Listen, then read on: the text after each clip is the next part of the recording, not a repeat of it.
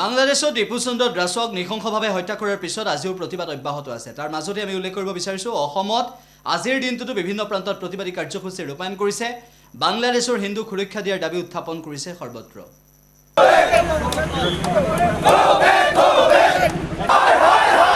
দল সংগঠনে ইয়াত প্ৰতিবাদ জনাইছোঁ বিশেষকৈ বাংলাদেশৰ ওপৰত। বাংলাদেশৰ মহম্মদ ইউনুছ যিজন ভাৰপ্ৰাপ্ত উপদেষ্টা নে কিবা বুলি কয় আমি ভালকৈ গমো নাপাওঁ। ইয়াৰ পৰা আমি অসমৰ পৰা চিধাকৈ কৈ দিছোঁ চিধা যে বাংলাদেশৰ নিচিনা সৰু ৰাষ্ট্ৰ এখনক ভাৰতৰ নিচিনা দেশে 2 মিনিটত বা 2 দিনত আমি সমাপ্ত কৰিব পৰা ক্ষমতা আমাৰ ভাৰত চৰকাৰৰ আছে।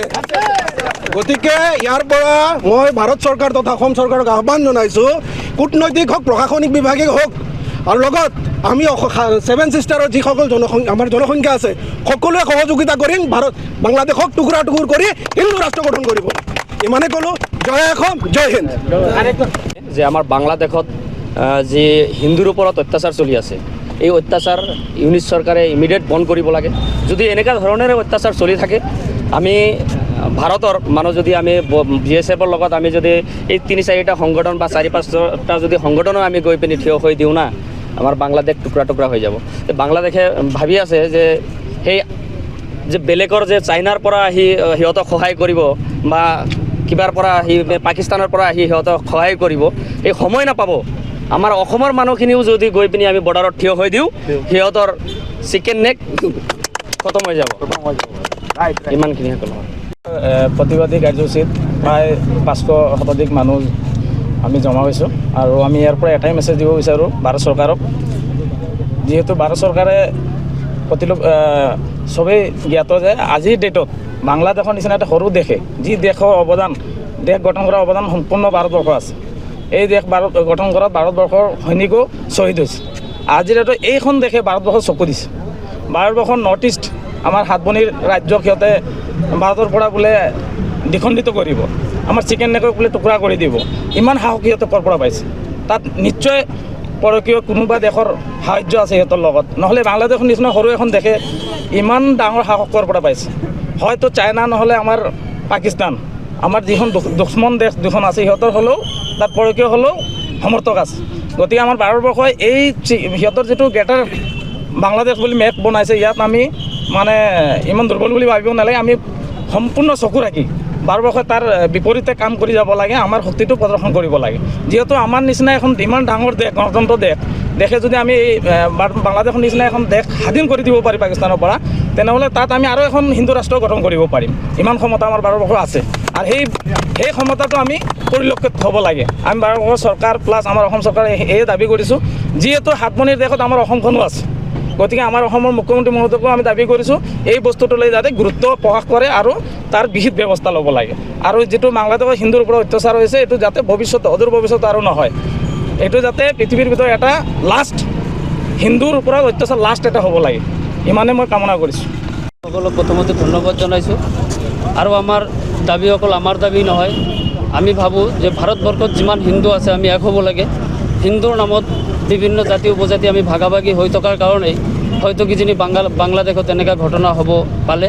আজি চাওক, আপোনালোকে চাইছে এই ডিপু চাচক যি ধৰণে হত্যা কৰিছে বাংলাদেশক, এই হত্যাটো এটা কি ধৰণে মানে কি ভাষাৰে আমি ক'ব পাৰি, সেই ভাষা আমাৰ জনা নাই।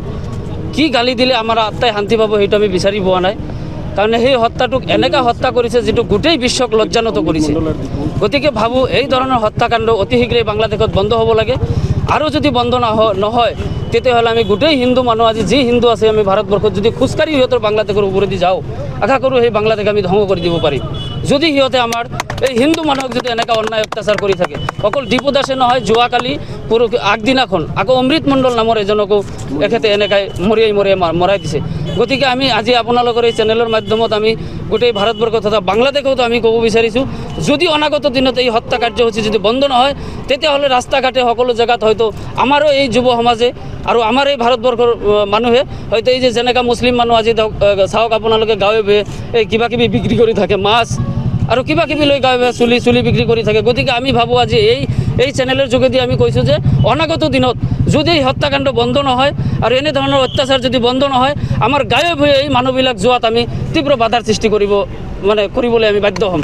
গতিকে এই চেনেলৰ পৰা আজি সকীয়াই দিছোঁ, এই মাছ বেপাৰী হওক মাছালয় হোক যিমান এই মাছৰ পোনা বিক্ৰী কৰে আমি চাইছোঁ যে বাংলাদেশী মূলৰ মুছলমান মানুহ।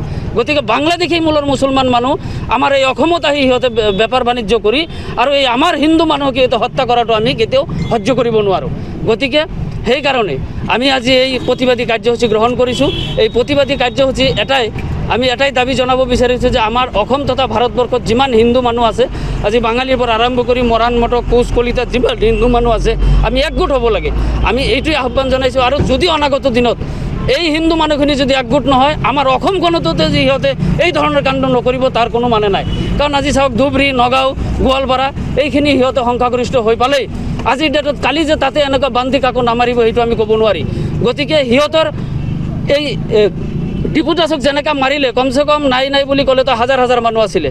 তাত এই মাত্ৰ 20-22 বছৰীয়া বা 16-17 বছৰীয়া ল'ৰাই যেনেকুৱা ধৰণৰ গছত লগাই সিহঁতে মাৰিছে। গতিকে সিহঁতৰ মানৱতা যে সিহঁতৰ নাই আৰু মানুহৰ তেজ যে সিহঁতৰ ভিতৰত নাই সেই বস্তুটো প্ৰকাশ হৈছে, গোটেই বিশ্বই সেই বস্তুটো দেখিবলৈ পাইছে। গতিকে আমাৰ অসমখনতো যে সিহঁতে এই মানুহক অত্যাচাৰ নকৰিব, আমাৰ হিন্দু মানুহক নিক্ষেপ নকৰিব সেই কথা কিন্তু আমি কোনেও নুই কৰিব নোৱাৰি। অনাগত দিনত আমাৰ অসমখনতো সিহঁতে আজি গায়ব হৈ যেনেকৈ সোমাই বেপাৰ বাণিজ্য কৰি আমাৰ মানুহক যি ধৰণৰ পইচা পাতি লুটপাট কৰি চুৰি ডকাতি কৰি আজি চাওক আপোনালোকে অসমখনত যদি ছোৱালী ল'ৰা পলাই গৈছে বা লাভ জাহাত কৰিছে 100টাৰ ভিতৰত 99% সিহঁতৰ।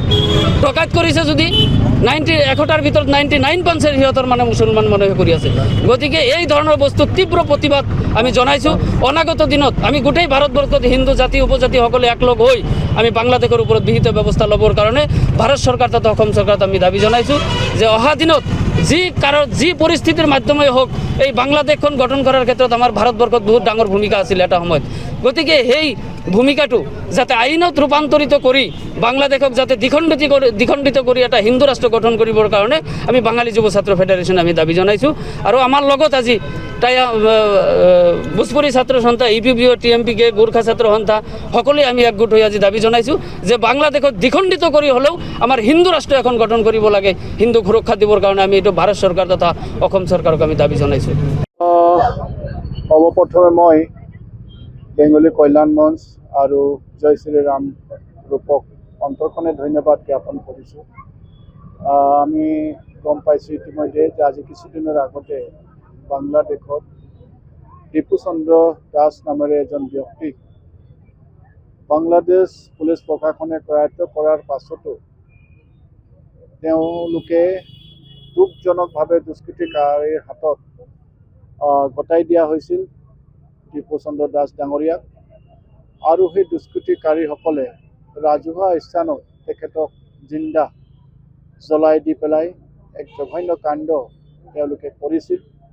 আৰু তাৰ প্ৰতিবাদ হিচাপে আজি এই দুটা সংগঠনে আজি আমাৰ তিনিচুকীয়াতো ইয়াৰ প্ৰতিবাদ কৰিছে। আৰু নিশ্চিতভাৱে আমি আহ্বান জনাব বিচাৰিম যে বিশ্বৰ কোনো এটা চুকতেই যাতে হিন্দুসকলৰ ওপৰত এনে জঘন্য হত্যাকাণ্ড বা জঘন্য অত্যাচাৰ যাতে সম্পূৰ্ণভাৱে বন্ধ হওক, আমি তাকেই কামনা কৰিছোঁ।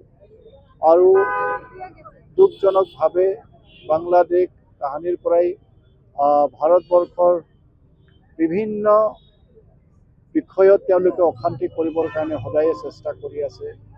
ভাৰতবৰ্ষ আজি সকলোকে লগত লৈ পেলাই আজি আগবঢ়াৰ যি প্ৰয়াস কৰিছে, আজি দেশৰ প্ৰধানমন্ত্ৰী নৰেন্দ্ৰ মোদী ডাঙৰীয়াৰ নেতৃত্বত আজি ভাৰতবৰ্ষখন যিদৰে বিশ্বৰ বুকুত জিলিকি উঠিছে, আজি সৰ্বতো প্ৰকাৰে শক্তিশালীভাৱে বিশ্বক আজি বিশ্বাস দিলাবৰ কাৰণে সক্ষম হৈছে। আৰু তেনেস্থলত বাংলাদেশৰ পুলিচ প্ৰশাসনৰ সহযোগত এনেধৰণৰ এটা জঘন্য কাণ্ড আমাৰ সকলোৰে বাবে দুৰ্ভাগ্যজনক আৰু বিশেষভাৱে হিন্দু সমাজৰ বাবে চিন্তনীয় বিষয়।